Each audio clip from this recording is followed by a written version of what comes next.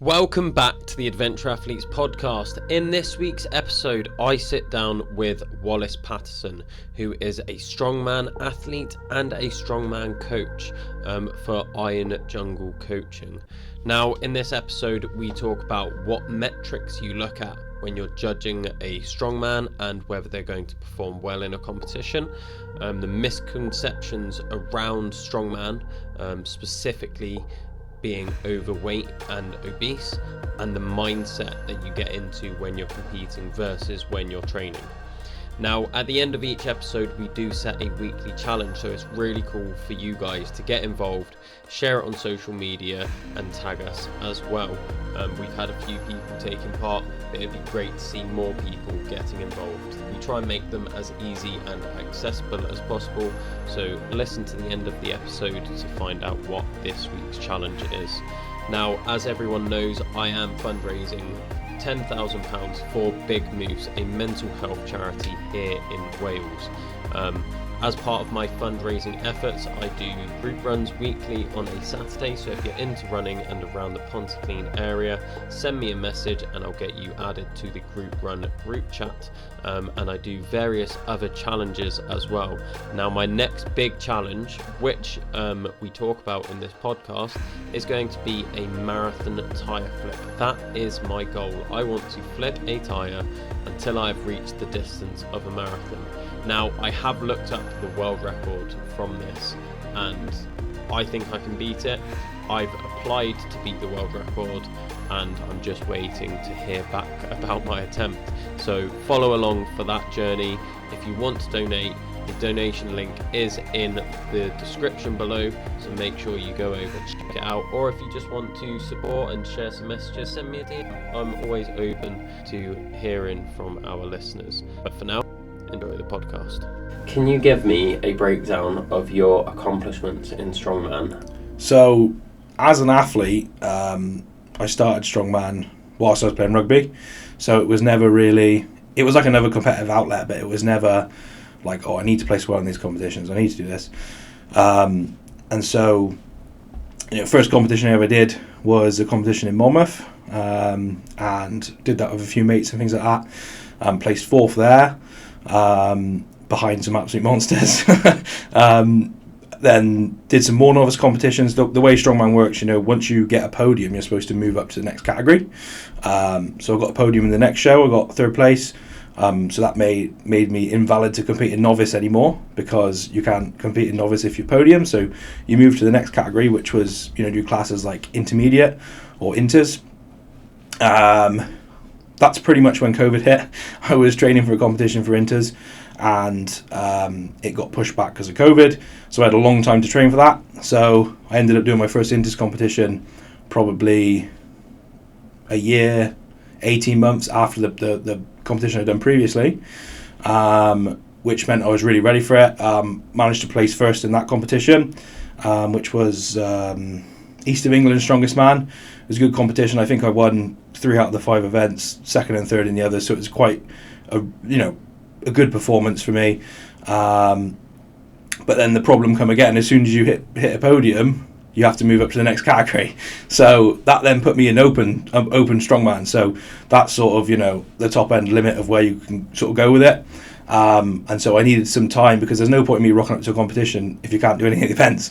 If you're going to zero everything, there's not really much point you being there. So I took some time out from competing, and decided to obviously just get strong and be able to actually compete in these competitions. So that took me up to about 2 years ago. Went for the natural qualifying route, so I done BSNF qualifiers, and didn't qualify for that, unfortunately.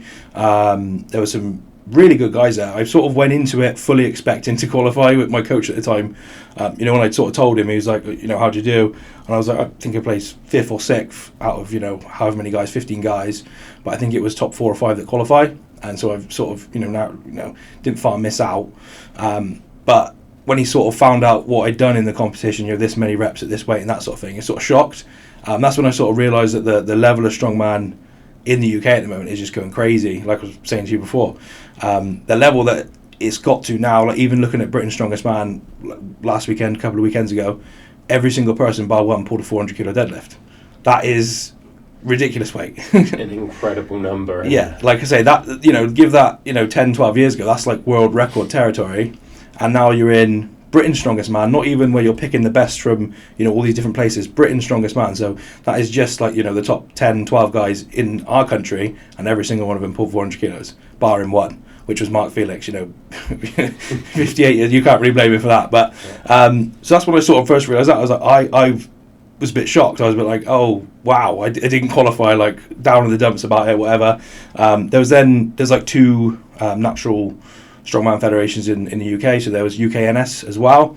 So I did that, and I did manage to qualify for the next stage of that, which was UK's or Britain's or whatever, strongest natural. Unfortunately, I couldn't go to that because I got injured. Excuse me a sec. So that then is the last competition I did, because I had an injury and it kept cropping back. And like I said, I'm not going to compete unless I'm going to do well. There's no point, you know, as much as you compete for fun and, you know, it's all this and that ever, you don't spend all that time in the gym and prepping food and doing all this stuff, you know, sacrificing time to not do well in a competition. So it's actually my first time competing back is going to be this year, where we're going to try and do like the online England qualifier, the SEL qualifier, and that's going to be, you know, to show me where I am now. You know, where do I stack up against these guys? You know, it's all very well doing it in the gym, putting numbers up in the gym, but it's not, you know, competing is a skill in itself, and you need to be able to express that when you're actually competing, because it's completely different. Yeah. You said about like the deadlift numbers are obviously important. Yes. What other sort of important metrics you can judge someone's like performance? Yeah, like? no, of course. So, I mean, the most common events that are going to come up in strongman is going to be some sort of deadlift. It could be a variation of deadlift. It could just be a normal deadlift. Could be for reps. Could be for max. So, you know, if you're training all avenues of deadlift, you're going to know roughly where you are. The thing about deadlift is the thing people even seem to forget is a strongman competition is, say, 5 events. Yeah. The deadlift's worth however many points. It's the same as every other event, but everyone seems to think that deadlift's way more important than everything else. When it does, you know, a hammer hold, which is nowhere near as impressive, and you wouldn't go around telling your mates, oh, I can hammer hold 30 kilos. You wouldn't do that, would you? No. But it's worth the same amount of points. And so you get this like weird sort of like metric where everyone's really good at deadlift, but then they don't do well in other things. But yeah, going back to your point, you know, you're going to have some sort of overhead, you know, be a log, be an axle press. So, you know, your numbers there, again, it could be for reps, it could be for max, it could be part of a medley. But, you know, your 1 rep max in, say, log is going to tell you roughly where you are, you know, going into different events. So that's an important one. There's always going to be an overhead element to a strongman competition. You're going to have some sort of moving event, whether that be, you know, farmer's walk, a yoke. Again, you know, the numbers that you're putting up in training, that's where you're going to sort of be able to tell, you know, if you can compete or not. You know what the numbers are going into your competitions. Can you do it or not?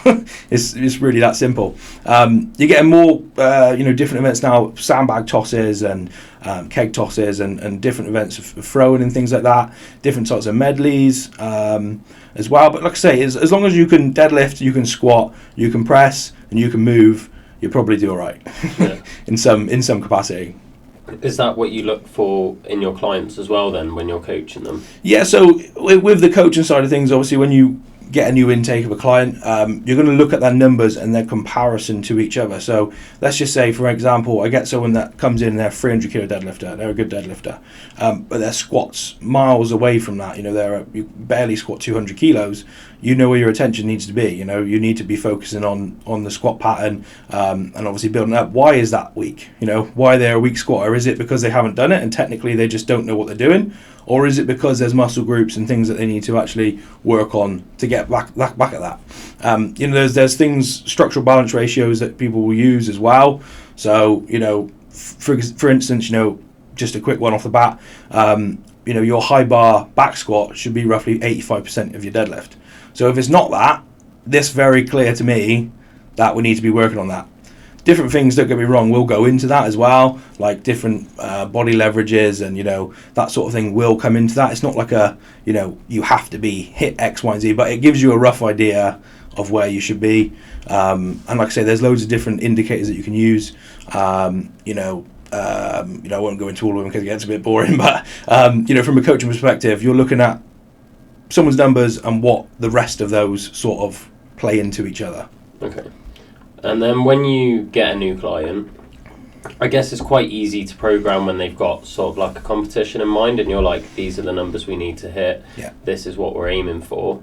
How would you go about programming for someone in sort of like their off season when they're not competing? To be honest with you, most people will intake when they've got a competition coming up because they sort of get to the competition and they're like, I don't really know what I'm doing, or I don't know, they just want a bit more guidance. So generally people are going to sign up once they've got a competition booked in. So that always gives you, X target. That's not the best place to start with a client though. It's best to, go through a couple cycles, a couple of blocks where you get to know them, what they can do. Every client's going to be different. People are going to recover differently. They're going to have different strengths and weaknesses, and that sort of thing. And you need to get used to that as a client and a coach relationship. So if you go straight into, I got 6 weeks to a competition, blast, you know what I mean? It can get. It's doable, and don't get me wrong, with a coach you're going to do better, but it's better to get someone in before that stage, because then I can go, right, now we're going into a comp peak, I know exactly what we need to do to get you to this competition. Whereas, like I say, if you just got 6 or 8 weeks, it can be done, but it's a bit more difficult. Going back to your question about off-season, it depends, again, where the client is. Like I say, most answers to questions about coaching comes down to it depends a lot of the time. Yeah. But generally, like I say, you're going to be working on things that you're not working on in competition season. So it may be aerobic capacity, it may be trying to run through some sort of restoration-based training where you're just trying to get them moving better. Are their hips, knees, ankles, shoulders, are they all aligned properly? Is the body functioning as a body should? As strongmen and competing and athletes and getting strong, you sort of get into this place where you're really, really strong, but you can't function as a human because your body's just adapted to this heavy style of training. You need to take a step back from that, look at different markers, is their HRV good? What's their resting heart rate? At the end of the day, strongman is still a sport and there are athletes in the sport. I know you see these massive 6'6", 180, 190 kilo people competing and, that's cool. But you still need to treat them as athletes. So, like I said, it's about taking a step back, looking at what the individual needs. You may pick, like going back to that deadlift example before, if I get a client and there's deadlifting competition, but their squat's really rubbish, and they've only got 6 weeks of competition, I'm not going to go, we need to work on your squat, because it's not doing it in the competition. But then what that tells me is afterwards, look, what we're going to do after you've done your competition is we're going to hammer your squat, because we need to get that up to a better range.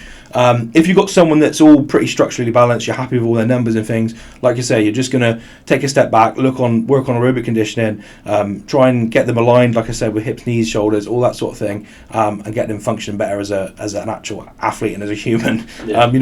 A good sign is, I don't know, people think it's funny sometimes, but I can't bend over to tie my shoe. You should be able to do that. If you can't do that, there's something wrong. Yeah, I think there's quite like a perception of strongman, or that there used to be at least, where it was like you're just getting these massive guys that are just really unhealthy, but because they're so big, they can just do all these like crazy things. Yeah, and don't get me wrong, like I said to you earlier, like the bigger someone is, there's a reason there's weight categories, it's because the bigger someone is, the more potential they have for strength. Doesn't mean that necessarily they are going to be stronger than someone that's lighter. You get these under 90 kilos athletes, under 105 kilos athletes that are way stronger than most people that are just big, but the potential for strength is obviously a lot higher. And absolutely agree with you. There's this real poor perception with like strongman, and it's just eat as much as you can and train as heavy as you can, and it shouldn't be treated that way. It will work for a short time. Don't get me wrong. Like putting weight on you will get stronger in the short term, but if you can't, if you've constantly got all these issues because you're just pushing food and, like I say, you're going to get injured, you're going to have problems with like even basic things like acid reflux, not being able to go to sleep, big sleep is a massive thing for recovery and for athletes, and it's a huge thing. I think it's good now because it's sort of got more of a spotlight on it in sport, and people are sort of realising how important that actually is. But I saw something the other day, and it was saying about overweight people, one of the biggest killers is like sleep apnea, and that's something to actually take pretty seriously, because a lot of these people that are pushing food and strongman and all this other stuff that comes with strongman, a lot of them do suffer with sleep apnea because the neck size is so big and all this and whatnot. But yeah, I just think it takes. Its responsibility lies with coaches, I think, really, and just making that they're sure their clients understand that, yeah, we will push your body weight up when we've got a really important competition, but afterwards we need to bring it down. We need to make sure your blood levels are good. We need to make sure, like I said before, resting heart rate, heart HRV, all these different things are taken care of. Yeah, I think this is fairly recent that Gav built and shared. Yeah. Either he had a heart attack or he was close to having a heart attack. Yeah. One of the two. And then since then he's lost like a ton of weight. I want to say it's like 40 kilos he's lost. And then saying that like he went down that route of like I was just trying to get as big as possible. Yeah. Almost killed me. I've now lost weight and I'm performing better. Yeah, well, you just look at his results recently. I think it's arguable that he's like a top 10 in the world now. Yeah. And if you look, a few years ago, he definitely wasn't. He's placing quite low in like Britain's Strongest Man and things like that. And he's since gone on to be like 2 times UK's champion, twice second at Britain's Strongest Man. And like I was saying to you before, the standard of Britain now is crazy. So to be the second strongest person there, only behind Tom Stoltman, is a pretty good measure for how well he's doing now. And I think that's like everything we've just been speaking about, like what do you do in your off season and things like that. Clearly he's gone away and worked on all these different things, obviously, forced upon him by obviously what's happened with obviously his health and whatnot. But obviously that has given him the realization that all these other things need to be worked on as well, and that's reflected in his results clearly. Yeah, he is doing incredible. And if you're listening, Gav, you still got to come on the podcast. So yeah. So I'm lucky enough. One of my clients, Simon, he's been a long time client of mine. He owns the gym with Gav. Okay. So I've got quite a few clients that train with Gav. And yeah, he's a great guy. Like I say, every time I met him and interacted with him, only good things to say about him. Yeah. Anyone that speaks about him says the same thing as well. He's such a nice guy, but he's also really strong. He is insanely exactly. Strong. So there you go. I did impress him the one time I trained with him doing that shield carry. Yeah. 160, and at the time I was weighing like 75. Yeah, so that's 2 times body weight. Shield carry on your front in a horrible. Yeah, I was pretty happy with that. They were on fire. Yeah. They were like completely ripped apart as well. Yeah, that's. I was not dropping that shield. No, when you got Gav shouting at you, it probably helps a bit there. Yeah, I think I ended up doing 30-40 meters with it. Okay, yeah. Yeah, very good. Yeah, for first time as well. Definitely. Yeah. He's a great guy, and I met Simon as well, because he used to train at PA too. Yes, and he was at the time he was really into the metal bending side of it, and like I could call it almost like circus trick side. Okay, where you're doing like ripping the cards and things like that. Is that because there's 2 Simons? I think is that Simon, because there's the Simon that was with Gav at PA. I think is different to the one. Oh, okay. Yeah, so I think so. I don't know if. Simon, the one I'm on about, is the same, but I'm not sure. So I don't know if he's been in touch. He might have been. I don't know, but there you go. What do you think of that side of strongman? All of the sort of trick stuff. Yeah, I think it's fun, isn't it? Like seeing all these people do. I think it puts in perspective like how strong they actually are, because a lot of the time you see someone on telly, there's a bar belt and plates. Someone that doesn't go to the gym doesn't know how heavy that is. I say to you now 400 kilo deadlift, you know how impressive that is, but you go to someone random on the street that's never touched a weight in their life, they don't know they don't know how heavy that is and how impressive that is. It sounds like a lot, but how much is it? You know, it does. You know, they don't know that they go into a gym and struggle with a 100 kilo deadlift. Yeah. They don't know that, do they? So to actually see things that like a nail that you're bending, like that's hard. You know what I mean? It puts it into perspective how strong these guys are. Yeah, all the dumbbell stuff they do, where they're sort of leaning over and all this stuff. Yeah, it's crazy circuitry, but not something that I want to get involved in. Too crazy, but no, it's like I say, it's impressive. It's good to see, and I think it's another side of the sport, isn't it? So yeah, just embrace all of it. Yeah, is that the same for the sort of like old school strongman things? Yeah, so I think it's all sort of come into one now, hasn't it? So it's all sort of shown as the same. Yeah, all that stuff's really impressive. Not something that I'm so familiar with, but yeah, like I say, any sort of strength training, any sort of strength stuff, I'm all for. So yeah. So moving on to your clients then, we spoke about like your accomplishments in strongman and like where you're aiming. What's been some of your best client experiences? So I got clients ranging from all people from that have never done a strongman competition before to people that are already pretty good. And so if you're talking about just the best performances, I had people doing Wales Strongest Man last year. I think I had 3 or 4 in there. I think we had 5th was the highest there. So again, with the standard of what strongman is, that's really good. Yeah. That there. I had James Francis come first. He won Wales Strongest Natural. That was a good one. Real good client that we've been working with for sort of over a year now. And he's come a very long way. Rugby background. Like I say, won Wales Strongest Natural. Went to Britain's Strongest. I think he come 5th or 6th there. So to be the 5th or 6th strongest in the country for natural side of the sport is obviously very good. He got invited to Worlds as well. Unfortunately, the dates kept getting pushed back, so he didn't end up doing that. But that was a good sort of that's a good sort of measure as well. And then you've got obviously clients that maybe not the highest standard in terms of absolutes, but people that have just improved like crazy amounts. I've got a client, Pete Rogers, been with me a long time now. He's in his late 40s, and he loves strongman. He absolutely loves it. He just wants to compete all the time. I'm there telling him, look, we got to take a step back. But he just loves it. And I think before we started working together, his deadlift might have been 150, 160 kilos. His first competition he did like 160 for like 9 or 10 reps. So stuff like that's pretty cool to see as well. I could mention all my clients. They've all done pretty impressive stuff. So sorry if you're listening and I haven't mentioned you. I'm sure we'll mention you at some point. But yeah, like I say, that's some of it. That's a sort of snapshot of it. And yeah, we got some exciting stuff lined up this year. People obviously wanting to compete and do stuff. So we'll see where we are at the end of the year as well. Yeah. Do you have sort of like a limit to how many clients you take on with strongman? Because I've been speaking to a lot of like ultra runners recently. Yep. And a lot of the coaches are like, yeah, I'm capped at this because I want to be able to give my best sort of coaching. Yeah, no. So I still work full time. I've got a full time job. I run my coaching company as well.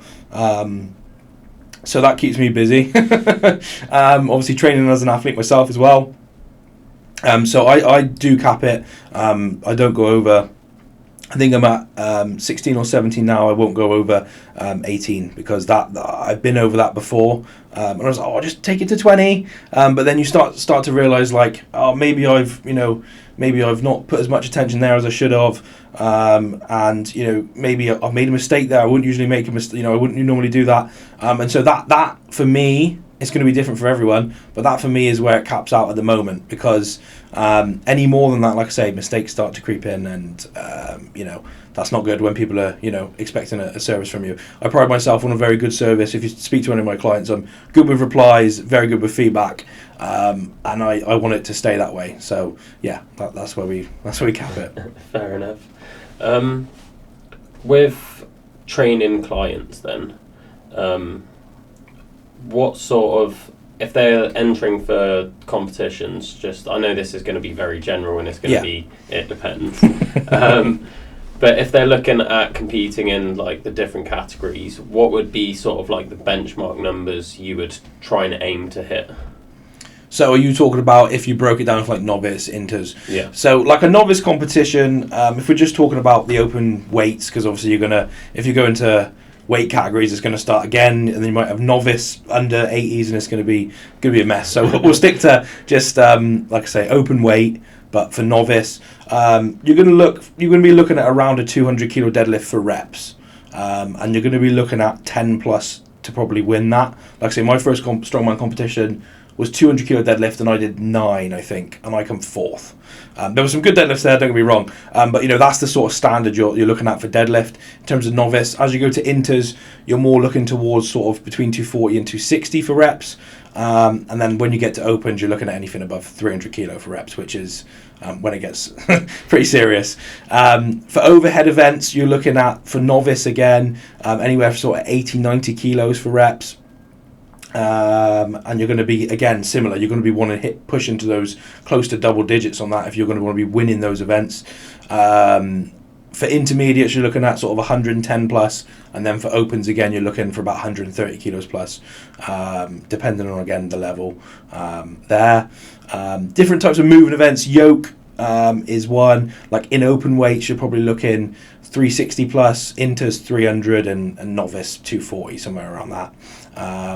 Farmer's walk, again, you could go into all the events, but we'll leave it at farmer's walk. You're probably looking at 80, 90 kilos for novice, 110 plus for inters, and 130 plus for opens. So there's your benchmarks. Like I say, it's not going to be, every competition is going to be different, and obviously promoters are going to do things the way they want to do it. But if you use that as a benchmark, you'd probably be, you can see where you should at least be competing. Yeah. For what your level is. Yeah. And do you use sort of like powerlifting numbers at all, other than like you said about the deadlift? Yeah. Would you ever look at someone's like bench, or is that like pretty irrelevant to strongman? It depends. Bench gets a bad rap in strongman. People are like, "Oh, I don't do any bench because I'm a strongman and everything's overhead," and there is some merit behind it. It depends. My favourite saying. But it really does. Like someone like me, big chest, short arms, I can bench press and I'm not going to get fatigued from it. I can bench all day. I can bench 4 times a week and I'll be fine because my anatomy is based around being good at bench press. Someone that's got really long arms and isn't efficient at a bench press, I'm not going to get them to do a bench press because it's going to be more hassle than it's worth. You're not going to, like I say, it's an auxiliary lift when it comes to strongman. You're not being tested on your bench press strength. You're being tested on your overhead strength. So it's only ever going to be an accessory and or auxiliary. So yeah, it just who are you? What leverages do you have? And some people just like to bench press. And if you're a novice strongman, you like to bench press, and it's not optimal for you, but you come to me and say, I like to do bench press, then we'll find a way to program it in.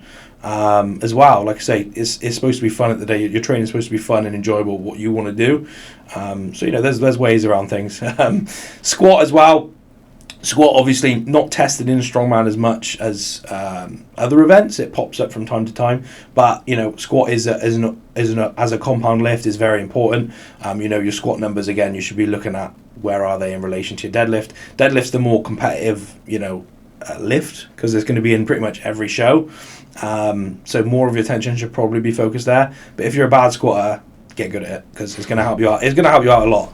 Like I say, when it comes to picking up yokes and your leg driving, even your leg driving overhead, things like that people don't really think about, it will make a difference. So you do need to look at those things. And again, like I said before, it's all about your strength in relation to other lifts as opposed to it's not this one number that you need to hit sort of thing. Yeah.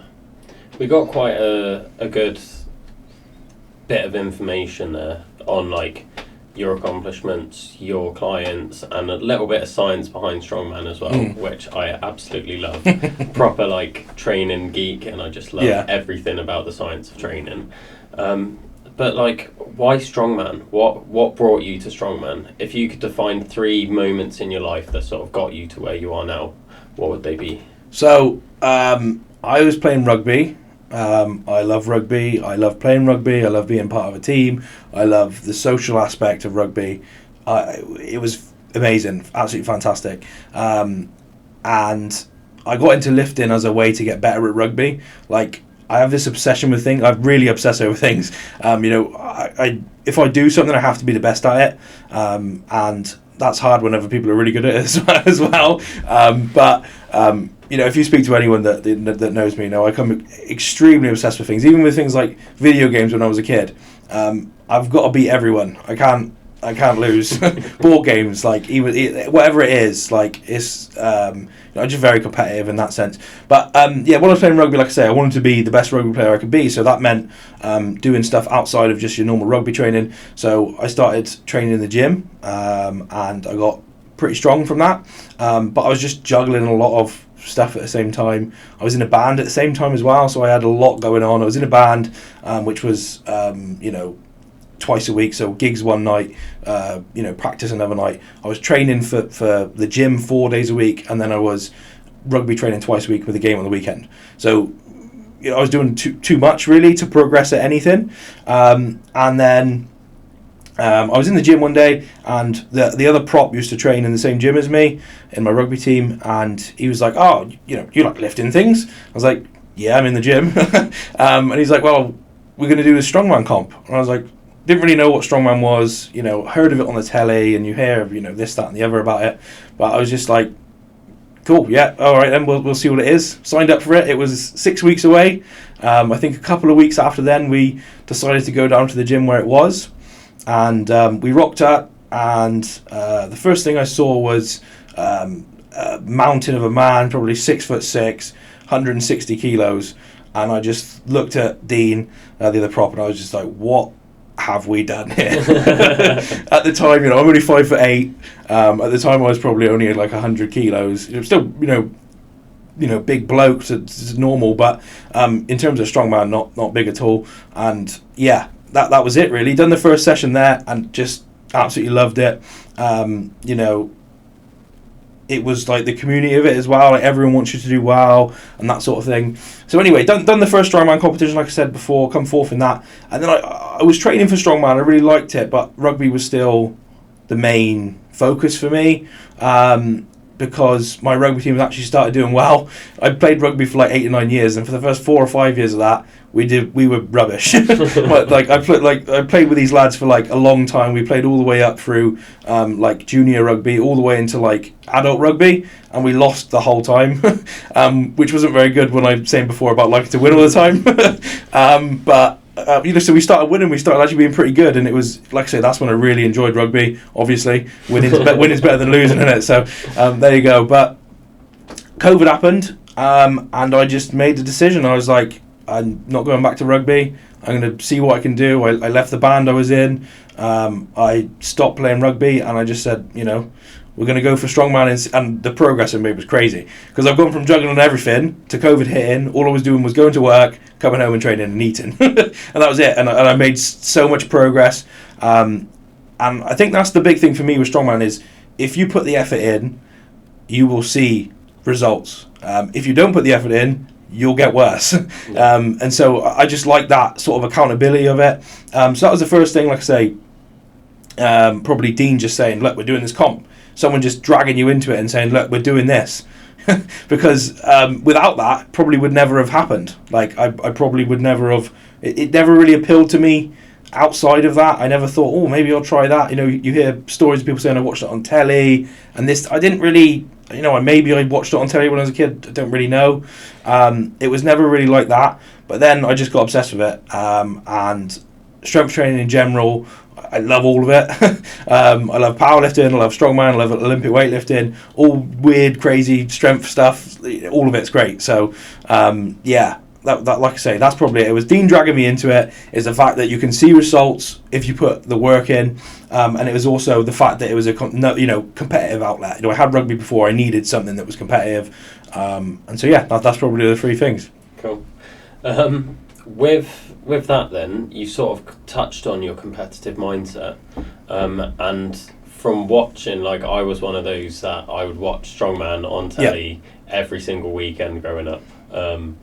And I try and keep up with it now, especially since meeting Gav and being like, it's still going on, it's still a big thing. Yeah. And following his progress has been insane and like so great to follow. A lot of people share the sort of mental side of their training and how it differs from maybe other sports. Like, what's your thoughts on that? Yeah, I think to be good at any sport, you have to have you have to be a certain type of person.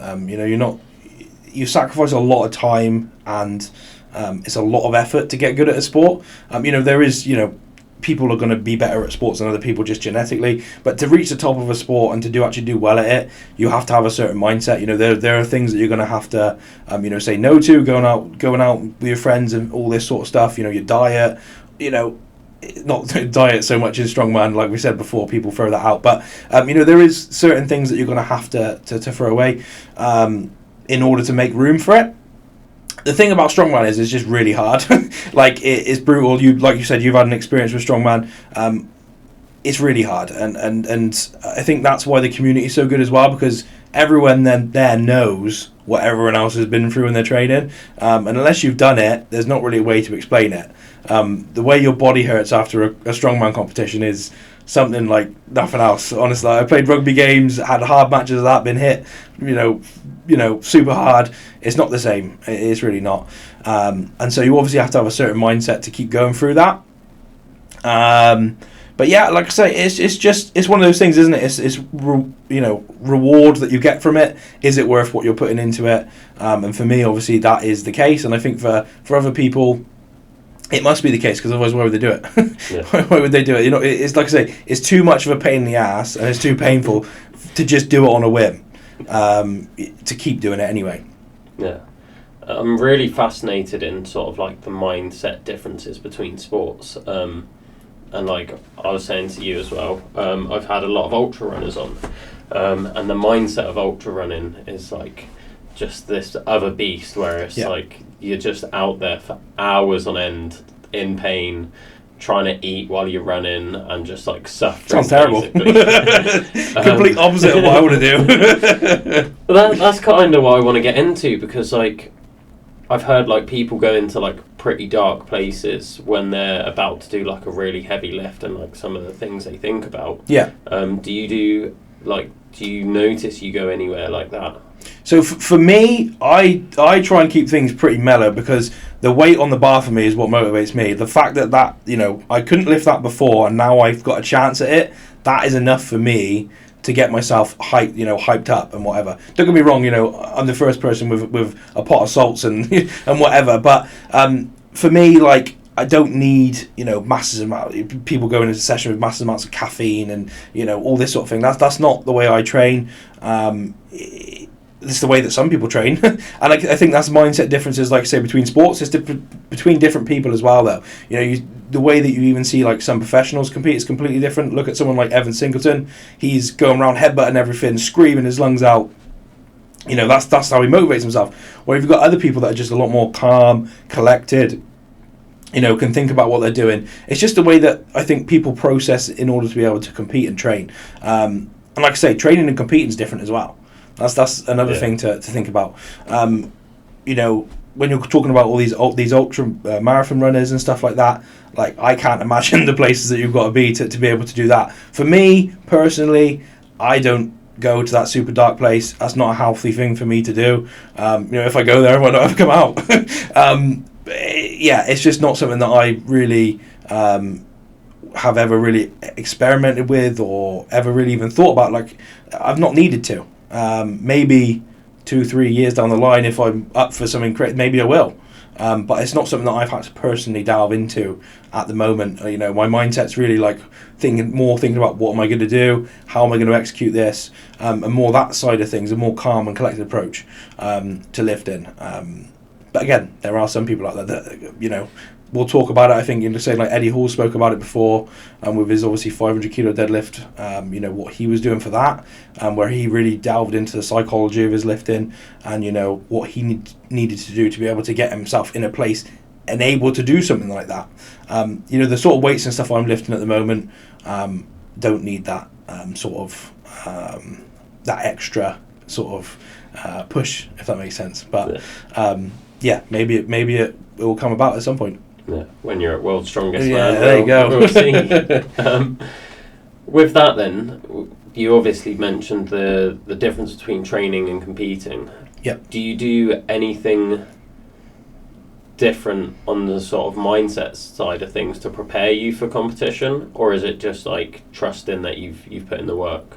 So it's a funny thing. I'm not a very nervous person at all. I'm pretty confident in most things. Job interviews don't bother me. Going through school, doing exams, none of that really bother me. Meeting new people, going out, that's all fine for me. When it comes to sport and competing, for some reason, I've got this. I don't know if it's just because I care about it more. I don't really know. Incredibly nervous for me. Like my parents, my girlfriend will tell you, like, the day before a competition, I'm just a mess. Like, I wake up on the competition day, I'm being sick, I've not even eaten anything. It's just an absolute bag of nerves. So it's something that I definitely need to work on.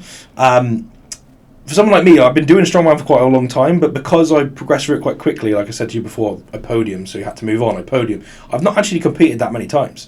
And competing's a skill. So I think I just need more time in the trenches to get used to that feeling and everything like that. Like I say, with rugby, I'd have the same thing. Like, I would be so nervous before a game in the changing rooms. That would probably wasn't shown as nerves to like my teammates and stuff, because I'd be the first person, going out there slapping people up and trying to get them up for it. But internally, I was, always nervous for rugby games, especially when it comes to like finals and cup games and things like that. Like, terribly nervous. It's like I said, I think it's just because I care about it, and when you care about something, it's like you want to do well. I think I got this attachment to like doing well and the way that people see you, if that makes sense. So you sort of, is your self-worth like put on how you do at this competition? I don't really know. Like, it's not something I've specifically thought about, but it must be something like that, because otherwise why would I be nervous? Yeah. I'm not thinking about it even. Like, I try and put myself somewhere else before competitions. Like, you're not really training that much up like a week out from a competition. You may be doing bits and bobs and things like that, so your mind's elsewhere anyway. So I'm not even really thinking about it. But it gets to competition day, and I'm, like I say, being sick. Why am I being, and then you're like, why am I being sick? Why am I nervous for this and that and the other? But it's just one of those things, I guess. It's just how I compete. I don't really know. Yeah. So you've not looked too much into that. Do you think that could be something that brings your performance up a level? Or yeah, do you definitely. Think those nerves help you? Definitely, it's not a good thing. It's not a good thing. It's definitely not a good thing, because, the way that strongman is, a competition day is very grueling. You're doing all these different events at maximum effort, so you need to be fueled properly. I can't get any food in. That's a big part of competing and being able to sort of express your strength, is obviously your nutrition. And on the comp day, I can't eat before I compete. Between events and stuff, I'm just trying to shuttle in anything I can just to hold it down. So it's definitely something I need to get a grip on, really, because it's probably the biggest factor of performance for me, in terms of what I can improve. If you look at the other aspects of strongman for me, like, they're all pretty good. That is the one thing that needs to sort of be sorted out, I think, before I can truly say that is me at my best. Yeah.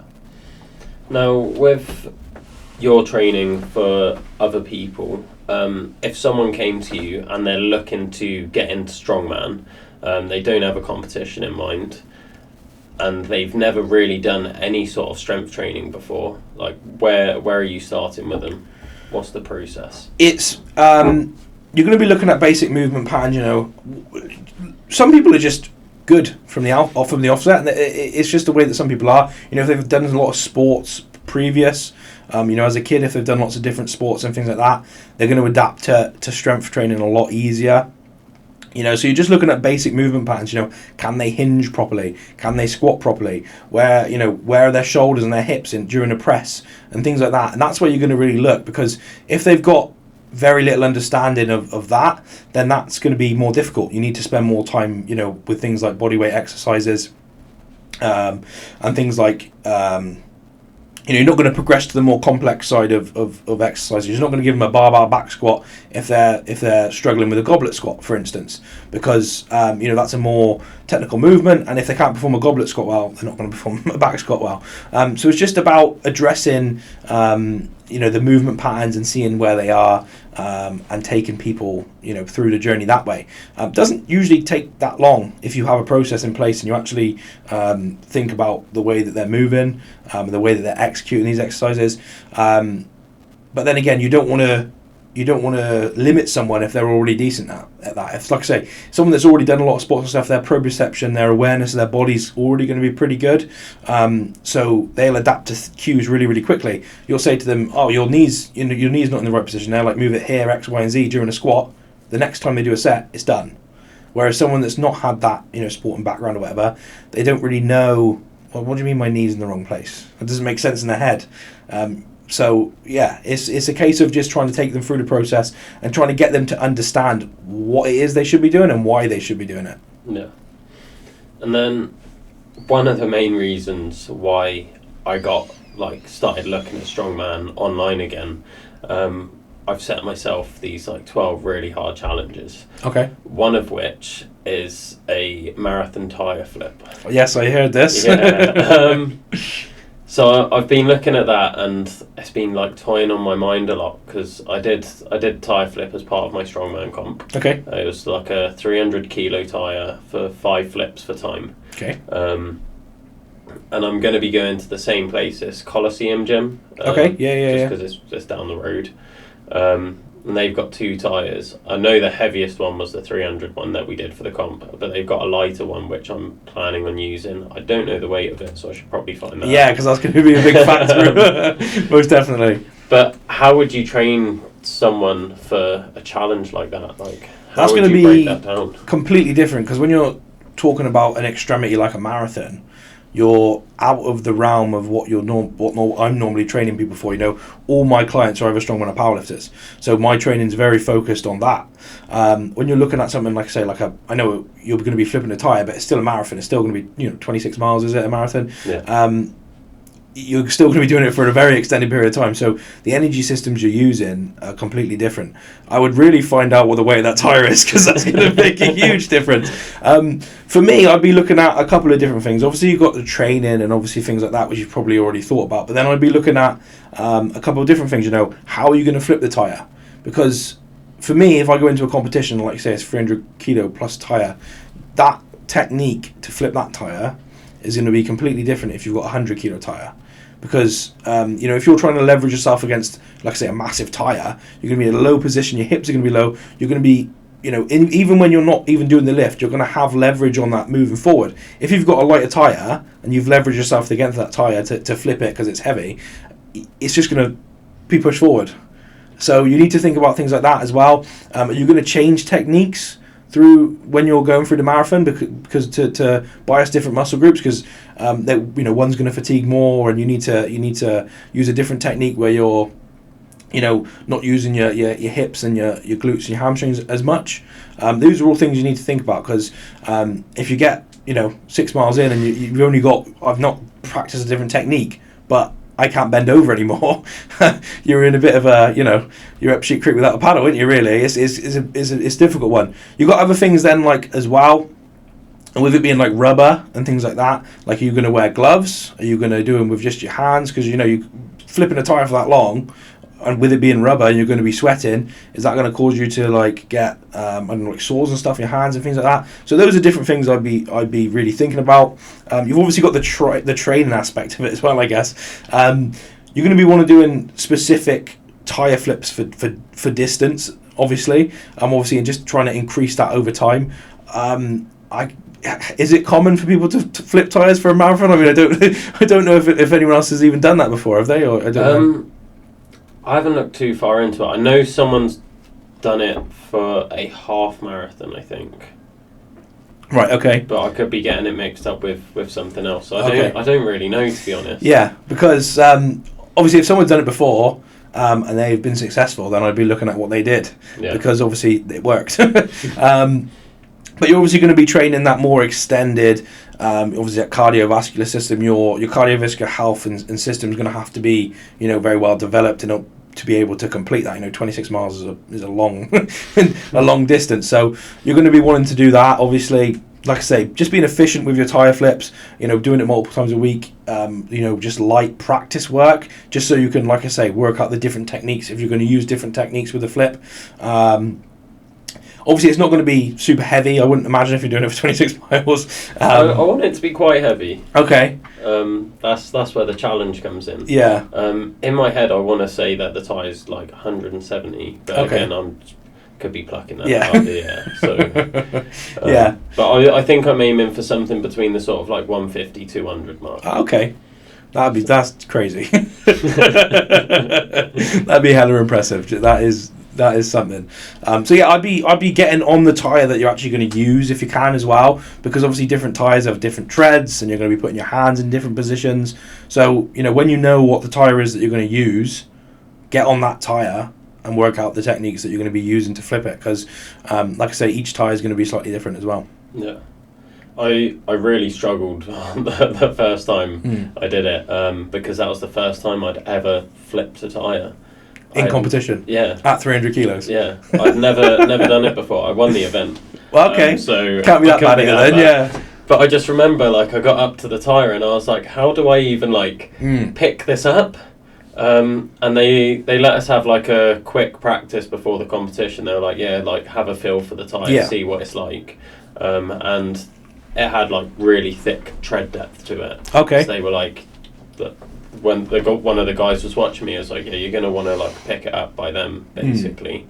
And then he said, if you just try and lift it like that, it's going to be quite hard. So you need to lift it, get your knee under it, change hands, and then almost press it overhead. So yeah, a tyre flips is one of those events because it is quite dangerous in the fact that you see a lot of bicep tears, especially with it being heavy, because you get in that position where you, like I say, the transition between the floor and it breaking the floor and actually get enough momentum to actually get it up and over. People will put, get in this position where all the strain is on their biceps. You don't want to be in that position because if you've got a lot of strain in your biceps. So it's all about transfer of force, really. You're trying to get that initial pop off the floor and then into a motion so you can get it up and over. If you're having to put your knee through every single time, that's all right when you've got 5 tyre flips in a competition. Yeah. But when you've got to do it for 26 miles, that's going to be a completely different story. The thing that people seem to forget about a tyre is you're trying to lift it up and forward. People sort of forget that because they do up a lot, a lot of up, and then that's where the bicep comes in, and then that's when they end up getting injured because they're not focused on actually getting the tyre moving forward as well. It's all about momentum, like I said. If you can get it up with enough speed and under and push, that is going to be far easier than up, stop, it's stagnant again, you've got no momentum, up again, over. So it's all about transitions and that sort of thing. The other thing I'd say as well, actually, just going back on that with talking about the training for it, is I'd be doing a lot of bicep and isolation work as well, because if you do get caught in a position where you're, if you're doing that many flips, there's going to be 1 or 2 reps in there that aren't perfect. And if you get caught off, you want to be strong enough in isolation that your bicep's not going to fly off. So that would be something to consider as well. So, a lot of training with your bicep in an extended lengthened position. Something like an incline seated curls, perfect with dumbbells, just so you're training that bicep, in a lengthened position, and just getting strong biceps, because if it happens, you want to be prepared. You know what I mean? Yeah. You don't want to be caught and then cut the journey off early. Yeah.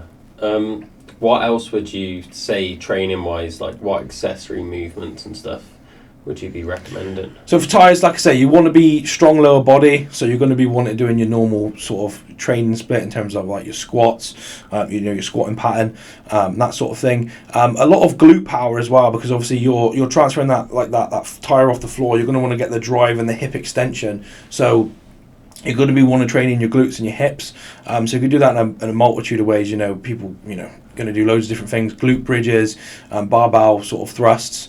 You can do things like a wider stance box squat for your glutes is going to be really, really good. Those would be sort of the main compounds that I'd be sort of looking at. Obviously, you're going to be want to train your upper body as well, because you've got that push element as well. So you're going to be wanting doing overhead work, horizontal pressing, so be it dumbbells or bench press, whatever whatever you prefer. Sorry, one sec. No worries. You're going to be wanting doing some aspect of that. as well. Lost my train of thought here a second. So you're going to be doing those sort of main compound lifts to obviously supplement that tyre flip. Like I said, bicep and isolation is going to be important because you get caught off guard. You want to be prepared. In terms of like other accessory movements and things like that, you're just more looking at sort of like a whole body round split. There's nothing in particular I don't think that you're going to need to be like super focused on. You're going to want to hit your upper back. You're going to want to hit hamstrings and all those different sort of muscle groups as well. But with a well-rounded plan, you should be hitting those sorts of things anyway. So I don't think there's anything in particular you need to be focused on other than those things I mentioned. Yeah. What's your sort of views on the sort of hybrid challenges like that? Because you've got like people like me that's gonna go out and try it and probably fail. You've got like Ross Edgley doing like triathlons with trees and pulling minis for marathons, crazy swims and stuff. What's your thoughts on it all? So there's a couple of different things. Obviously I think it's a good thing because it shows people that hard things can be done.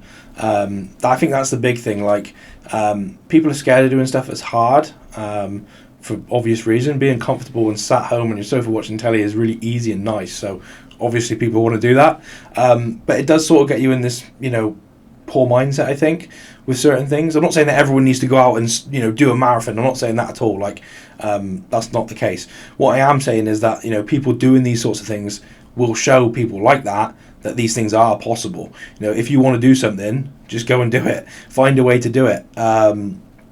Like I say, there's people with way harder circumstances than you, most likely, that are being able to do these crazy, crazy things.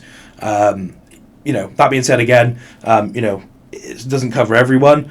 But yeah, I think it's a good thing. I don't think everyone needs to necessarily do them, because I won't be doing them. That's not my interest, as per se. That's going to be my next question.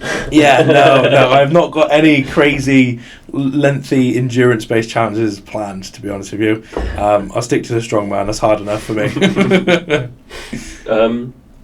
Cool. Well, thank you for coming on. Something I like to do at the end of each episode is I get the guest to set a challenge of the week for the listeners. Cool. So what is going to be your challenge? Challenge of the week. Is there any limitation on equipment and things like that? Obviously, I don't want to make it too, but like in a gym, just a normal gym, are we, or is it? It can be anything. We've had so far. Like I said, I've had a lot of runners on. So I had someone that said just like join a fitness club of some sort. Okay. I had someone that said visit a trig point at the top of a mountain. Okay, yeah. So as long as they can and I added in the fact that living at the bottom of Caerphilly Mountain, you can pretty much drive to the top. So I was like, it can't be one that you can drive to. You've got to walk up. Yeah. Get outdoors. And then the last one was... we had someone that did a 1.5 mile timed run. Okay. Mine's pretty simple then. Things like that. Go to a gym. Get into a gym. Because it sounds silly, but it's the big thing. Even for my training, like I train at home in my garage, it couldn't be any easier.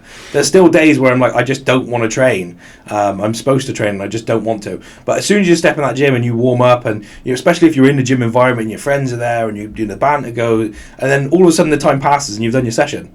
And what you thought was going to be super hard and difficult wasn't, and you've actually accomplished what you set out to accomplish. So it's a pretty simple one. Just get into the gym. Just get into the gym, because that it's the biggest battle for most people, isn't it? They drive to the gym, they sit in their car, I don't want to go, and I just say that. Just get in the gym and go from there. You don't even have to have a session planned. You don't have to have anything. Just get into a gym and something will happen.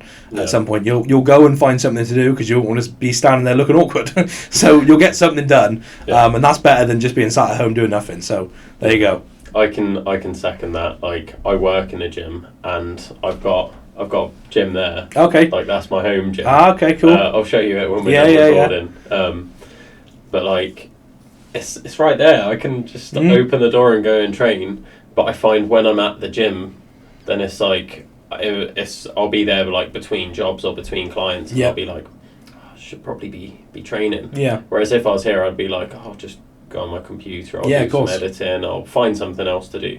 There's always other things to do. There is, yeah. And like I say, once you get into that gym, like the likelihood is that you will do something. It might not be exactly what you hope to do. Like I say, if you have gone in with a plan, but that's still better than just, not doing anything. So there you go. I do want to add to the challenge though, and instead of just getting to the gym once, is I want to say get to the gym 3 times. Yeah, no, that's fair. Week. Yeah. There you go. 3 times in a week. That's a good place to start. So yeah, we'll go with that. Cool. So if you're listening, get to the gym 3 times this week. Get to the gym. Yeah, there you go. Cool. How can people find you online, and how can people find you for coaching and things like that? So I've got a website, and all my contact stuff is on there. So that's www.ironjunglecoaching.co.uk. Like I say, there's contact forms on there. All the services I offer in terms of coaching, one-off plans, full coaching plans is all on there. If you just want to speak to me, Instagram, iron_jungle_coaching. And like I say, just message me if you've got any questions, or if, even if you don't want programming and you've just got a question about training, I can help out. So yeah, contact on those 2 places are probably the best place to get me. And yeah, there we go. Amazing. Well, thanks again for coming on. I enjoyed it. Yeah, you've had a long drive after work to get here, Yeah, so it won't take up too much. The M4 was alright. It was the little lanes to get here afterwards, but not too Welsh much. lanes are horrendous. There we go. Cool. Thank you. No worries. Cheers. Thanks for listening to this episode of the Adventure Athletes podcast. If you like this episode, make sure you follow us on Instagram, Spotify and YouTube, and share our content around. It helps more than you can ever imagine. Now, if there's a person in particular that you want to hear from, or a topic that you want us to cover, just drop us a message, let us know in our DMs, and we'll make sure we try and reach out to the relevant people to cover that topic for you. We're always trying to make content that you guys want to listen to. We have just dropped our website. It's adventureathletes.co.uk, and you can go on there to find out the range of different services we offer. So we have sports massage, different training programs, and personal training, both online and in person, that you can sign up to on the website. So make sure you go and check us out at adventureathletes.co.uk.